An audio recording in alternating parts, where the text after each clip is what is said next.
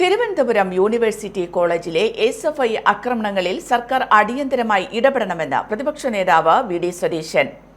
ഭിന്നശേഷിക്കാരായ വിദ്യാർത്ഥികളോട് പോലും ക്രൂരമായി എസ്.എഫ്.ഐ നേതാക്കൾ പെരുമാറുന്നതിന്റെ ദൃശ്യങ്ങൾ പുറത്തു വന്നിട്ട് പോലും സർക്കാർ അനങ്ങാത്തത് അതിക്രൂരമാണെന്ന് പ്രതിപക്ഷ നേതാവ് പറഞ്ഞു. കോളേജ് പ്രിൻസിപ്പൽമാർക്ക് പോലും എസ്.എഫ്.ഐ ക്രിമിനലുകളെ ഭയന്ന് ജീവിക്കേണ്ട സ്ഥിതിയാണെന്നും പ്രതിപക്ഷ നേതാവ് വി.ഡി. സതീശൻ വാർത്താസമ്മേളനത്തിൽ പറഞ്ഞു. സംസ്ഥാനത്തിന്റെ തലസ്ഥാനമായ തിരുവനന്തപുരത്ത് CPM സ്പോൺസേഡ് ക്രിമിനലുകളുടെ ആസ്ഥാനമായി രണ്ട് സംഘങ്ങൾ മാറിയിരിക്കുകയാണ്. ഒന്ന് യൂണിവേഴ്സിറ്റി കോളേജും രണ്ട് ശിശുക്ഷേമ സമിതി.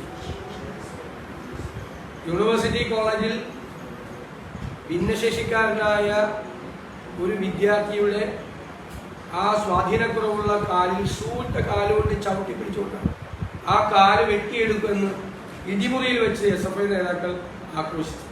ക്രൂരമായ മർദ്ദനമാണ് ഈ തലസ്ഥാനത്ത് സെക്രട്ടേറിയറ്റിന്റെ മൂക്കിൽ താഴെയുള്ള ഈ യൂണിവേഴ്സിറ്റി കോളേജിലെ ഇടിമുറിയിൽ പാവപ്പെട്ട സാധാരണക്കാരായ വിദ്യാർത്ഥികൾ നേരിടുന്നു.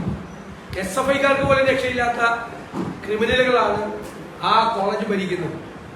ആ കോളേജിന്റെ അതോറിറ്റീസ്, പ്രിൻസിപ്പൽ അടക്കമുള്ള ആളുകൾ ഇത്തരം ക്രിമിനലുകളെ ഭയന്നാണ് അധ്യാപകരടക്കം അവിടെ പഠിപ്പിക്കുന്നത്. നടപടിയെടുക്കാൻ പോലും അവർക്ക് പേടിയാണ്. പോലീസ് ഇവർക്ക് കൂട്ടുനിൽക്കുകയാണ് ഈ ക്രിമിനലുകൾ.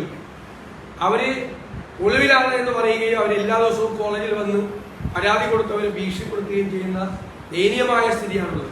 മാതാറാസ് India hospital, Pamban Madhavan road, Thalap, Kannur. Phone 04972 761